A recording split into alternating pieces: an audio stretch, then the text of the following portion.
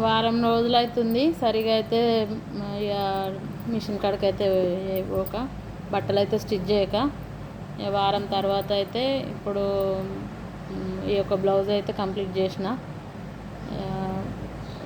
రెగ్యులర్గా అయితే ఎక్కువనే స్టిచ్ చేస్తూ ఉంటా. కాకపోతే ఏమైందంటే అమ్మ వాళ్ళ ఇంటికి పోయి వచ్చేసరికి మన కొత్త బట్టలు అవి ఇవన్నీ పిండి అవి మడత పెట్టి అవన్నీ సర్ది చేసి అదే వర్క్ అవుతుంది.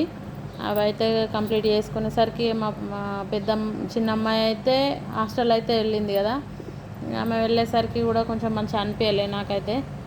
కొంచెం ఎంత పని చేద్దాం అనుకున్నా కానీ ఇంట్లో పని అయితే వేసుకుంటాం కానీ పిల్లలు ఉండి ఉండి వెళ్ళేసరికి అయితే మంచిగా అనిపించదు. అమ్మ వాళ్ళ ఇంటికి కూడా పోయి అక్కడ పిల్లలతో మంచిగా ఎంజాయ్ చేసుకుంటూ ఉండేసరికి వచ్చిన తర్వాత అయితే ఎవరికైనా కొంచెం వర్క్ అయితే నార్మల్ వర్క్ ఇంట్లో వర్క్ అయితే వేసుకుంటాం కానీ ఇట్లాంటివి అయితే ఏ బుద్ధి కాదు. అందరూ టైలర్స్ కూడా చాలామంది అంటారు చేస్తే ఒక్క ఏమొకనే చేస్తా లేదంటే చేయబుద్ధి కాకపోతే అట్టే ఉంటాయి పక్కనే పెడతా అని చెప్తూ ఉంటారు. అట్లనే అయితే ఈసారి అయితే నాకు కూడా అట్లనే అయింది. ఎట్లనో ఇక ముందైతే స్టార్ట్ చేసుకుంటే వర్క్ అదే చేస్తూనే ఉంటాము. అట్లయితే ఈరోజు మార్నింగ్ అయితే పనులన్నీ కంప్లీట్ చేసుకొని ఈ బ్లౌజ్ అయితే స్టిచ్ చేసిన. ఇంకా మధ్యలో అయితే స్టిచ్ చేసిన వేరే వాళ్ళవి కొన్ని. అవి ఏంటంటే డబుల్ స్టిచ్చింగ్ డ్రెస్సులు నైటీస్ అవి ఆమె వాళ్ళ అత్తగారింటికి పోతా అంటే ఆమెకైతే స్టిచ్ చేసి ఇచ్చిన.